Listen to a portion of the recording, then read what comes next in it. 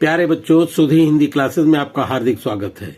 Intermediate 2025 विषय व्यावसायिक एवं कार्यालय संगठन तृतीय प्रश्न पत्र मॉडल पेपर आज हम पढ़ेंगे।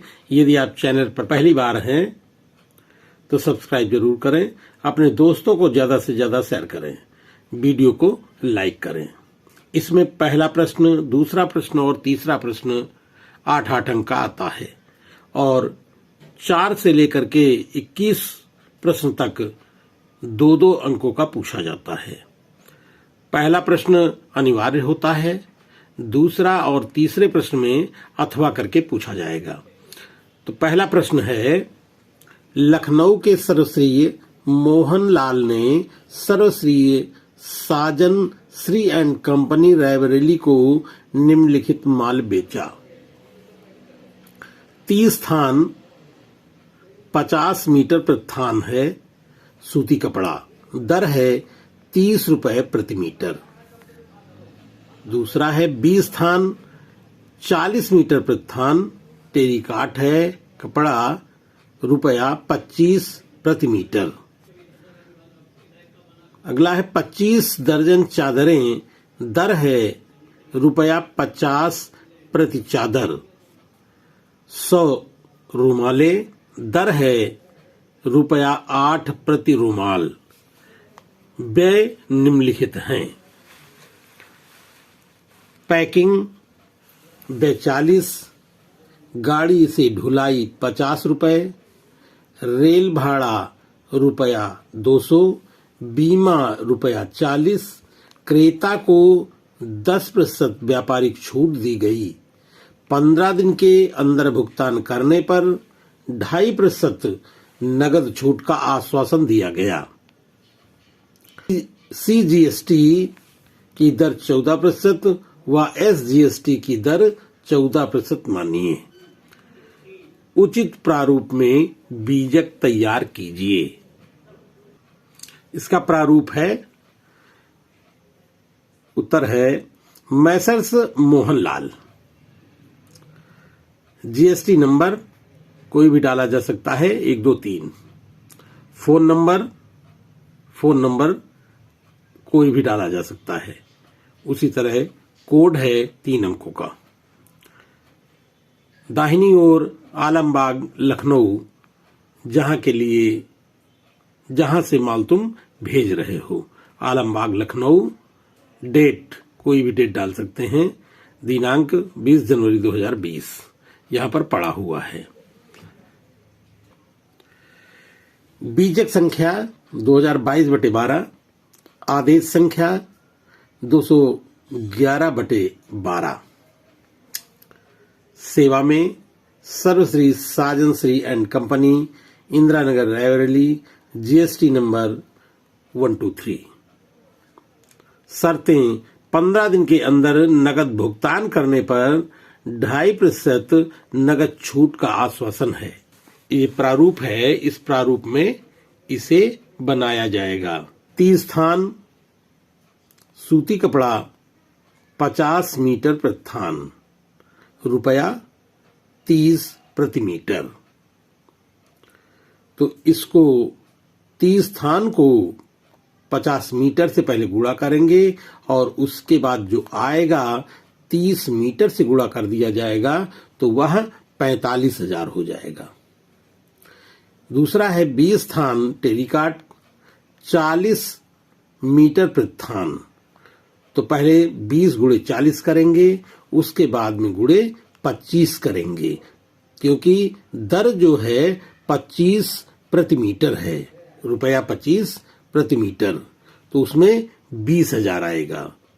तीसरा है 25 दर्जन चादरें, रुपया है 50 प्रति चादर।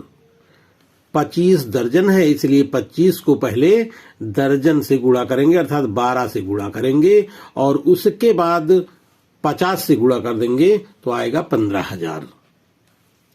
100 रुमाले, दर है रुपया 8 प्रति रुमाल। तो 100 गुणे 8 बराबर 800। इस प्रकार ये आ जाएगा। उसके बाद में इन सबको जोड़ लिया जाएगा। तो जोड़ने के बाद 0 0 8 0 5 5 10 0 1 हासिल 4 2 6 6 1 7 1 हासिल 8, तो 80,800 रुपए आएगा। फिर है व्यापारिक छूट 10%। व्यापारिक छूट 10% है तो 80,800 का 10% 8,080 आएगा। 8,080 को व्यापारिक छूट माइनस होता है, इसलिए इसे घटा देंगे, तो उत्तर हो जाएगा 72,720 रुपए। नगद छूट है 2.5%, तो 72,720 रुपए का 2.5% होगा 1,818 रुपए, और 1,818 रुपए को 72,720 में माइनस करेंगे तो उत्तर आएगा 70,902 रुपए। उसके बाद में व्यय है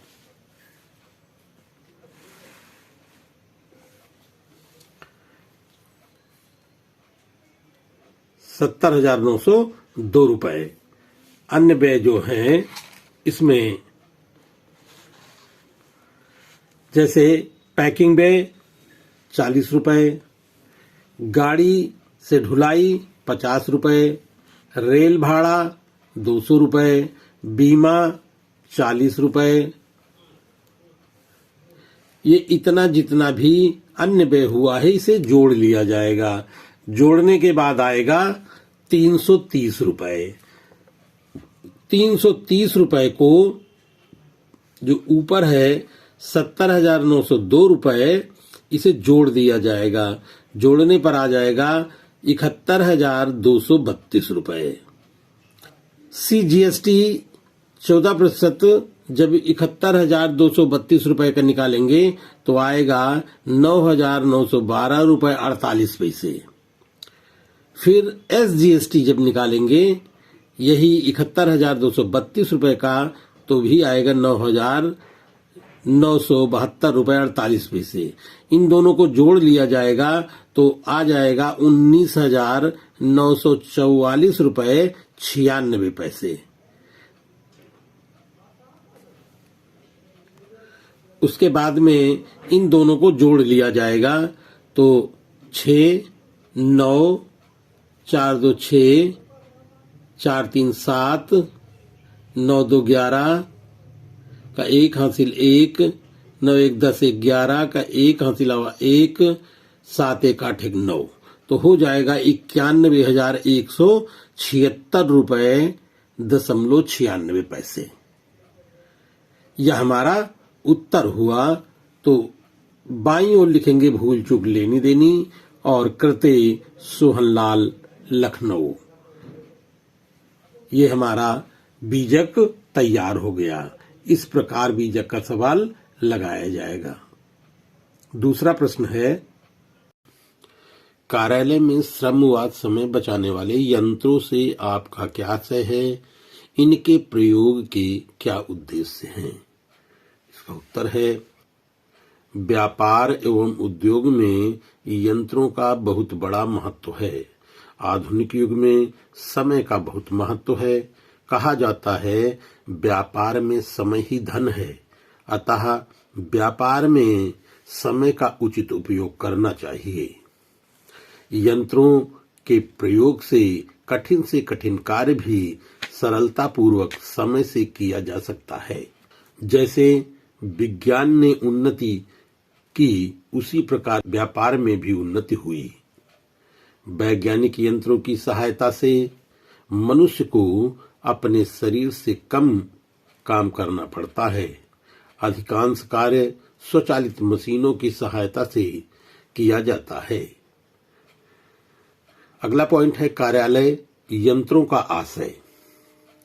कार्यालय यंत्रों के अंतर्गत वे सभी छोटे और बड़े यंत्र आते हैं जिसकी सहायता से कार्यालय के कर्मचारी कार्य करते हैं, जिससे कर्मचारियों को समय और श्रम की बचत होती है। यंत्रों के प्रयोग से सबसे बड़ा लाभ यह होता है कि कर्मचारी को थकान एवं नीरसता का अनुभव नहीं होता तथा गलती होने की संभावना भी कम होती है। अगला पॉइंट है कार्यालय में यंत्रों का उद्देश्य। कार्यालय प्रबंधक को अपने कार्यालय में आवश्यक यंत्रों की व्यवस्था करनी पड़ती है। कार्यालय में यंत्रों के निम्नवत उद्देश्य हैं। नंबर 1 समय की बचत, नंबर 2 शारीरिक श्रम की बचत, नंबर 3 नीरसता में कमी, नंबर 4 शुद्धता बढ़ाने के लिए। अब नंबर 1 है समय की बचत।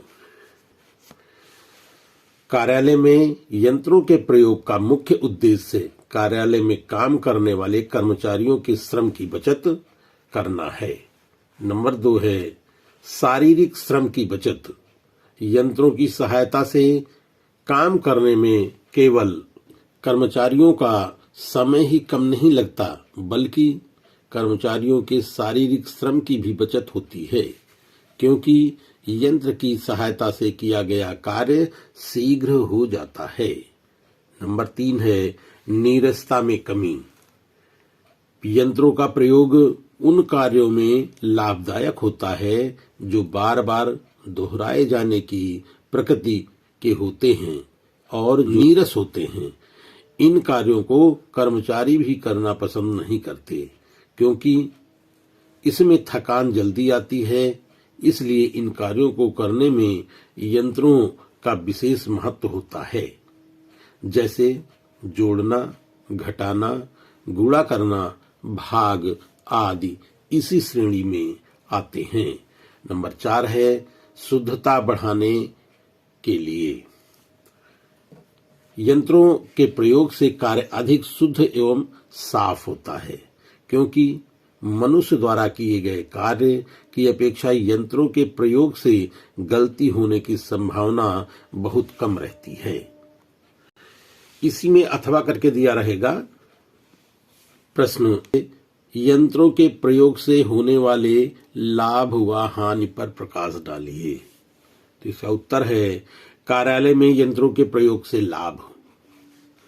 यंत्रों के प्रयोग से लाभ हेडिंग है। आधुनिक युग में कार्यालयों में यंत्रों का अधिकाधिक प्रयोग किया जाता है, इसलिए इसे कार्यालय का यंत्रीकरण भी कहते हैं। कार्यालय में यंत्रों के प्रयोग से लाभ निम्नवत हैं। नंबर 1 है अल्प व्यय। यंत्रों की सहायता से सैकड़ों मजदूरों द्वारा मिलकर किया जाने वाला कार्य कुछ ही मशीनों द्वारा बड़ी सुविधा पूर्वक कर लिया जाता है। यंत्रों से किया गया कार्य कर्मचारियों द्वारा किए गए कार्य की अपेक्षा बहुत सस्ता पड़ता है। नंबर 2 है कार्य कुशलता में वृद्धि। यंत्रों के प्रयोग से कार्यालय के सभी कार्य सही एवं शीघ्र हो जाते हैं, जिससे संपूर्ण कार्यालय की कार्यकुशलता में वृद्धि होती है। नंबर 3 है स्वच्छता में वृद्धि। यंत्रों से किया गया कार्य कर्मचारियों द्वारा किए गए कार्य की अपेक्षा अधिक स्वच्छ होता है। इसके साथ साथ गलतियों की संभावना भी कम हो जाती है। नंबर 4 है कर्मचारियों की सुविधा में वृद्धि। यंत्रों के प्रयोग से कार्यालय में काम करने वाले कर्मचारियों की सुविधा में वृद्धि हो जाती है, जिससे श्रम, समय और धन की बचत होती है। अगला पॉइंट है कार्यालय में यंत्रों के प्रयोग से हानियां। कार्यालय में यंत्रों के प्रयोग से होने वाली हानियां निम्नवत हैं। नंबर 1 कर्मचारी संघों द्वारा विरोध। यंत्रों के प्रयोग से कर्मचारी संघों द्वारा घोर विरोध किया जाता है, क्योंकि यंत्रों की सहायता से कार्य करने में कम कर्मचारियों की आवश्यकता होती है और पहले से काम कर रहे कर्मचारियों में से कुछ को निकालना पड़ता है। नंबर 2 विशाल पूंजी का अपव्यय। यंत्रों के प्रयोग से संस्था की विशाल पूंजी का अपव्यय होता है, क्योंकि इन्हें खरीदने के लिए पहले बहुत अधिक पूंजी की आवश्यकता होती है। इन यंत्रों का प्रयोग आवश्यकता अनुसार समय समय पर किया जाता है। तीसरा पॉइंट है छोटे कार्यालयों में अनावश्यक। यंत्रों का प्रयोग केवल बड़े व्यापारिक कार्यालयों में ही संभव है, क्योंकि यंत्रों की काम करने की गति बहुत तेज होती है। उन्हें नियमित काम मिलना चाहिए, लेकिन छोटे कार्यालयों में उनकी आवश्यकता के अनुसार काम नहीं निकल सकता। इसलिए यंत्र छोटे कार्यालयों के लिए उपयुक्त नहीं है। नंबर 4 है सीमित क्षेत्र।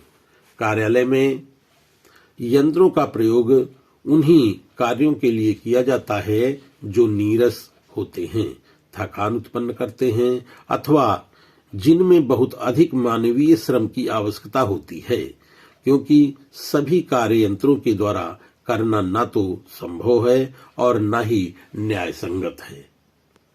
तीसरा प्रश्न है, वितरण के माध्यम से क्या अभिप्राय है? वितरण के विभिन्न माध्यमों का उल्लेख कीजिए। इसका उत्तर है वितरण के माध्यम से अभिप्राय।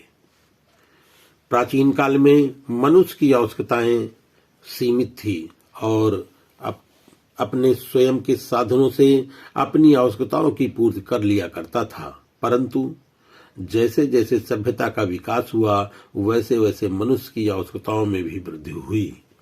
वर्तमान युग में उत्पादन बड़े पैमाने पर हो रहा है, इसलिए कारखाना प्रणाली और पूर्ण प्रतियोगिता का बोलबाला है, जिसके कारण माल के वितरण की समस्या उत्पादन से कहीं अधिक प्रभावशाली बन गई है। अतः माल के वितरक जहां और जिस समय माल की आवश्यकता हो उस समय वहां माल पहुंचाकर समाज के लिए माल की उपयोगिता बढ़ाते हैं। विलियम जे स्टैंटन के शब्दों में वस्तुओं के अधिकार को उत्पादक से अंतिम उपभोक्ता तक पहुंचाने में जो मार्ग अपनाया जाता है उसे वितरण मार्ग कहते हैं। अगला पॉइंट है वितरण के विभिन्न माध्यम। निर्मित वस्तुओं को उपभोक्ताओं तक पहुंचाने अथवा वितरित करने के साधन निम्नवत हैं। नंबर 1 प्रत्यक्ष बिक्री और नंबर 2 अप्रत्यक्ष बिक्री। नंबर 1 प्रत्यक्ष बिक्री। वितरण की इस विधि के अंतर्गत माल के वितरण संबंधी सभी कार्यवाहियां उत्पादक द्वारा पूरी की जाती हैं। प्रत्यक्ष बिक्री को उत्पादक निम्न प्रकार से कर सकता है, जिसमें परंपरागत मध्यस्थों का कोई स्थान नहीं होता। जैसे नंबर 1 है डाक द्वारा बिक्री, नंबर 2 है उत्पादक द्वारा बिक्री, अपनी फुटकर दुकानें खोलकर उपभोक्ताओं को बेचना। नंबर 3 घर पर सुपुर्दगी। नंबर 4 श्रृंखलाबद्ध दुकानों द्वारा विक्रय। नंबर 2 है अप्रत्यक्ष बिक्री।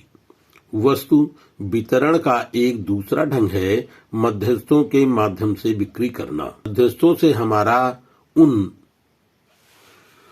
बिचौलिया से है जो उत्पाद को एवं उपभोक्ता के बीच कार्य करते हैं। ये मध्यस्थ अपनी सेवाओं के बदले या तो कमीशन लेते हैं या लाभ। वस्तुओं की बिक्री का कार्य मध्यस्थों से 3 ढंगों से किया जा सकता है। नंबर 1 है उत्पादक, जो उत्पन्न करता है।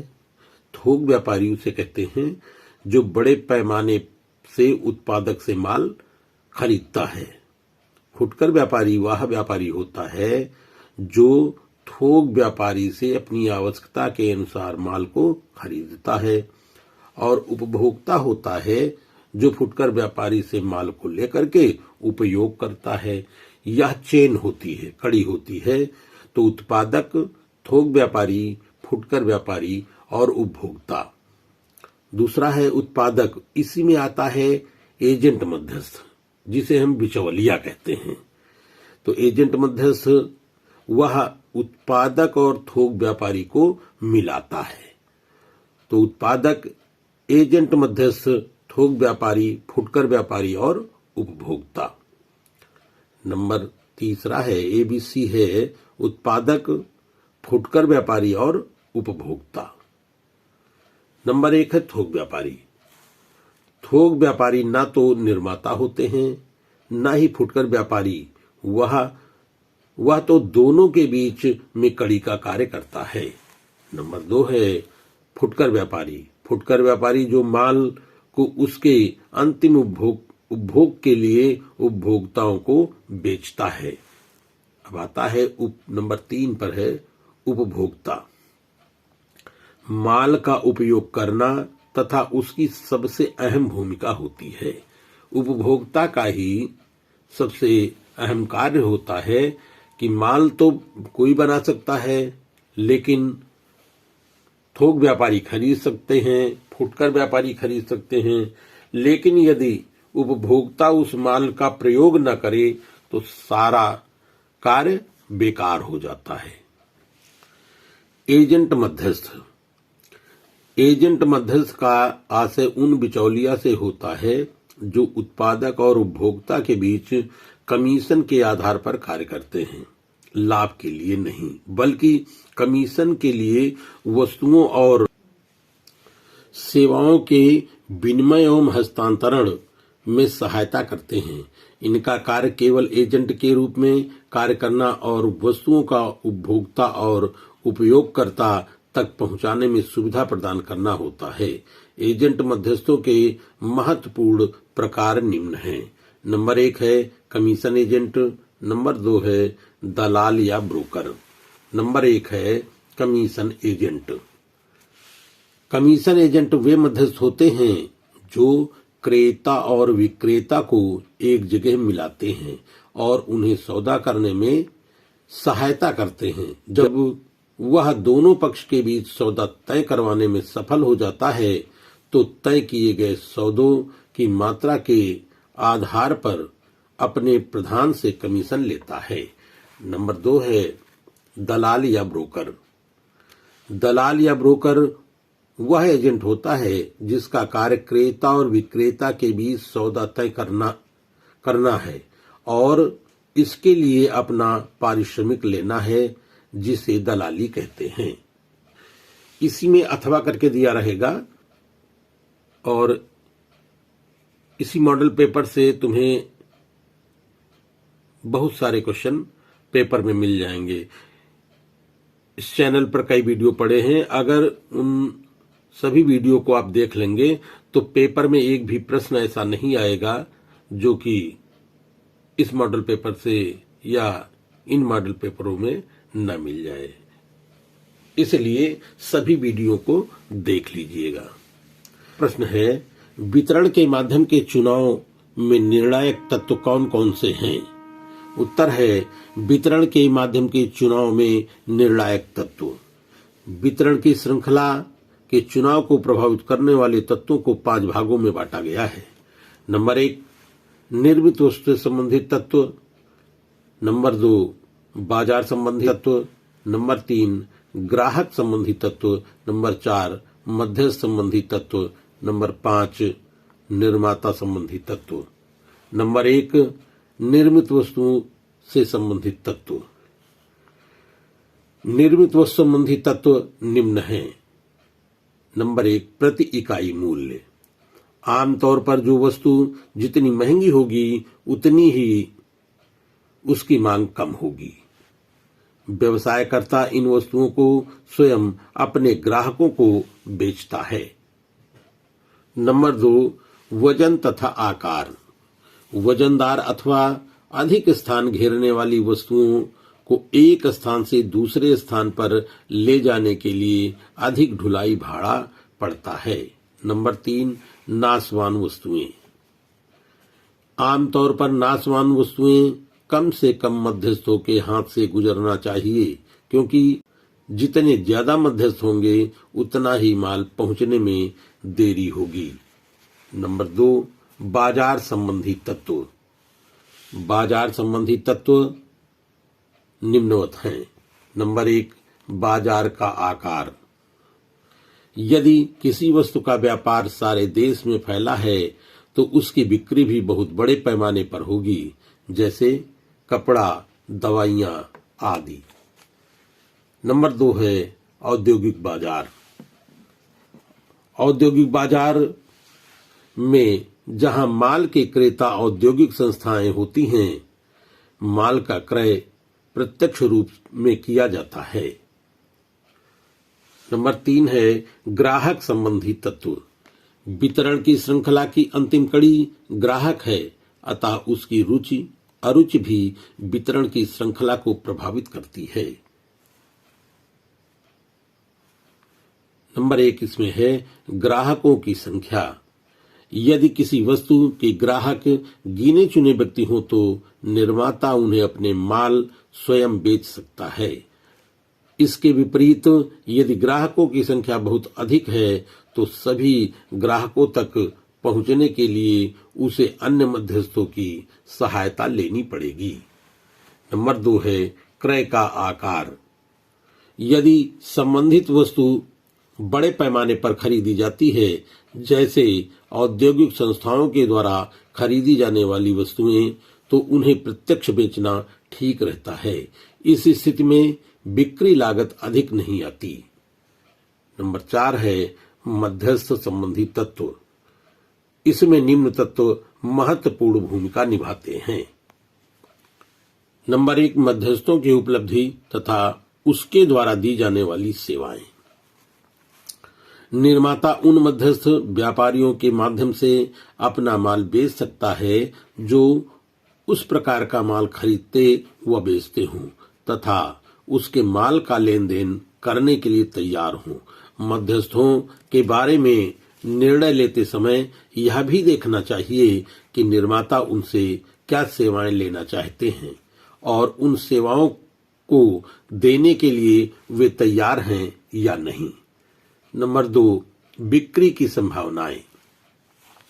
मध्यस्थों का चुनाव करते समय निर्माता यह भी मालूम करता है कि किस वितरण की श्रृंखला के द्वारा कितनी बड़ी बिक्री की जा सकती है। नंबर 5 है निर्माता संबंधी तत्व। इस संबंध में निम्न तत्व हैं। नंबर 1 निर्माता संस्था का आकार तथा उसकी वित्तीय क्षमता। एक बड़े आकार की निर्माणी संस्था जो उस उद्योग में काफी बड़े पैमाने पर उत्पादन करती है, लेकिन माल की बिक्री के लिए विक्रयकर्ताओं की बड़ी संख्या में नियुक्ति कर सकती है और अपना माल फुटकर व्यापारियों तक सीधे पहुंचा सकती है। नंबर 2 है निर्मित वस्तुएं। वे निर्माता संस्थाएं जो केवल एक प्रकार की ही वस्तु का निर्माण करती हैं, अपनी वस्तुओं को बिक्री के लिए प्रत्यक्ष विक्रय का सहारा नहीं ले सकती, क्योंकि उनकी प्रति इकाई बिक्री लागत ज्यादा आती है। सामान्यतया निर्माता जितनी अधिक प्रकार की वस्तुएं बनाएगा, वितरण की श्रृंखला उतनी छोटी होगी। ये प्रश्न विस्तृत उत्तरीय हैं। ये प्रश्न अथवा करके पूछे जाएंगे। अब क्वेश्चन नंबर 4 से लेकर के 21 तक 2-2 नंबर के पूछे जाएंगे। ये 60 क्वेश्चन होते हैं। जैसे श्रुतवाचक यंत्र का क्या उपयोग है? इस यंत्र का प्रयोग बड़े कार्यालयों में किया जाता है। इस यंत्र की सहायता से अधिकारी बड़ी आसानी से टाइपिस्ट को आदेश दे सकता है। इस यंत्र के आविष्कार से यह आवश्यक नहीं है कि आदेश देने वाला अधिकारी तथा लिखने वाला क्लर्क दोनों एक साथ उपस्थित हों।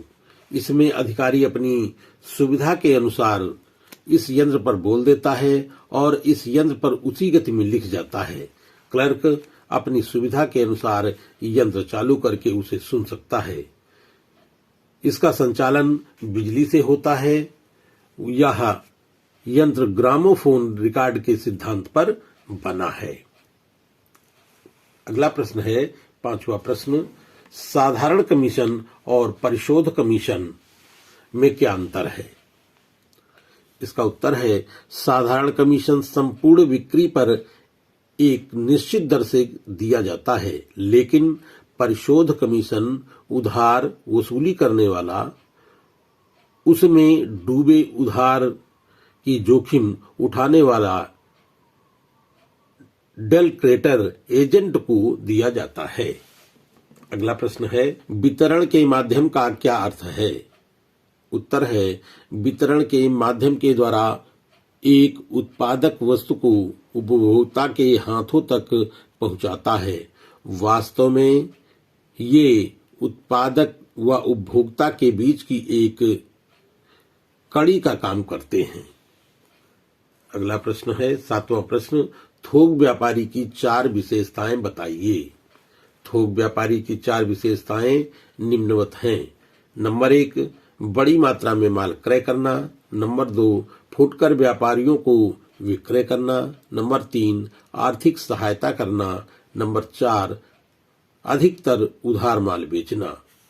8वां प्रश्न है, थोक व्यापारी एवं उपभोक्ता के बीच संबंध स्थापित करने वाली कड़ी का नाम बताइए। उत्तर है थोक व्यापारी एवं उपभोक्ता के बीच संबंध स्थापित करने वाली कड़ी का नाम फुटकर व्यापारी है। अगला प्रश्न है, विदेशी बीजक किसे कहते हैं? उत्तर है विदेशी बीजक उस प्रलेख को कहते हैं जिसमें निर्यात किए गए माल का मूल्य एवं उस पर किए गए खर्चों का विवरण लिखा रहता है। 10वां प्रश्न है, थोक व्यापारी क्यों आवश्यक है? उत्तर है थोक व्यापारी फुटकर व्यापारियों को उधार माल बेचकर उनकी आर्थिक सहायता करते हैं। फुटकर व्यापारी जैसे जैसे माल बेचते हैं वैसे वैसे वे थोक व्यापारी को उधार वाला भुगतान करते रहते हैं। अगला प्रश्न है 11वां, सूचनार्थ बीजक किसे कहते हैं? उत्तर है सूचनार्थ बीजक क्रेता के माल के मूल्य का ज्ञान कराने के लिए भेजा जाता है। इसका उद्देश्य क्रेता को माल के मूल्य की सूचना देना होता है। कुछ क्रेता व्यय सहित माल का मूल्य जानना चाहते हैं, तब इसको बनाया जाता है। अगला क्वेश्चन नंबर 12 है, थोक व्यापारी की उत्पादकों के प्रति 4 प्रमुख सेवाएं लिखिए। उत्तर है थोक व्यापारियों के प्रति 4 सेवाएं निम्नवत हैं। नंबर 1, बड़ी मात्रा में वस्तुओं का क्रय करना। नंबर 2, शीघ्र भुगतान करना। नंबर 3, कच्चे माल के क्रय करने में सहायता करना। नंबर 4, मूल्य को स्थिर रखने में सहायता करना। अगला प्रश्न है 13वां, डाक द्वारा व्यापार से क्या आशय है? उत्तर है डाक द्वारा व्यापार वह व्यापार है जिसमें आदेश डाक के माध्यम से प्राप्त किए जाते हैं तथा वस्तुओं की सुपुर्दगी भी डाक द्वारा की जाती है। इसमें वस्तुओं का क्रय विक्रय डाक द्वारा होता है। क्वेश्चन नंबर 14 है, दलाल और आढ़तिया में क्या अंतर है? उत्तर है दलाल तथा आढ़तिया में निम्न अंतर है। नंबर 1, दलाल। नंबर 2, आढ़तिया। तो दलाल में लिखा जाएगा इसके कार्यों के लिए प्रधान उत्तरदायी होता है, लेकिन आढ़तिया के लिए यह अपने कार्यों के प्रति स्वयं उत्तरदायी होता है। दलाल में नंबर 2 है, वह अपने प्रधान के नाम से सौदा करता है। आढ़तिया जो होता है उसमें नंबर 2 है, यह अपने नाम से सौदा करता है। अगला प्रश्न है 15, थोक विक्रेता और फुटकर विक्रेता में 2 अंतर बताइए। उत्तर है थोक विक्रेता एवं फुटकर विक्रेता में निम्न अंतर है। नंबर 1, थोक विक्रेता। नंबर 2, फुटकर विक्रेता। थोक विक्रेता में नंबर 1 है, यह विक्रेता एक ही माल का व्यापार करता है। फुटकर विक्रेता में नंबर 1 है, यह अनेक प्रकार के माल का व्यापार करता है। थोक विक्रेता में नंबर 2 है, यह उत्पादक और फुटकर व्यापारी के मध्य की कड़ी होता है और फुटकर व्यापारी जो है यह मध्यस्थों की अंतिम कड़ी होता है। प्रश्न संख्या 16 है, विभागीय भंडार एवं सुपर बाजार में 2 अंतर लिखो। उत्तर है विभागीय भंडार एवं सुपर बाजार। विभागीय भंडार और सुपर बाजार। विभागीय भंडार के अंतर्गत नंबर 1 है, विभागीय भंडार की स्थापना निजी क्षेत्र में की जाती है, लेकिन सुपर बाजार में लिखेंगे नंबर 1, सुपर बाजार की स्थापना सार्वजनिक क्षेत्र में की जाती है। विभागीय भंडार में नंबर 2 है, इसके लिए अधिक पूंजी की आवश्यकता होती है। सुपर बाजार में इसके लिए कम पूंजी की आवश्यकता होती है। प्रश्न संख्या 17 है, विभागीय भंडार के 4 दोष लिखिए। उत्तर है, विभागीय भंडार के 4 दोष निम्नवत हैं। नंबर 1, अत्यधिक पूंजी की आवश्यकता। नंबर 2, महंगी वस्तुएं। नंबर 3, ग्राहकों से दूर। नंबर 4, व्यक्तिगत संपर्क का अभाव। प्रश्न संख्या 18 है, श्रृंखलाबद्ध दुकानें किसे कहते हैं?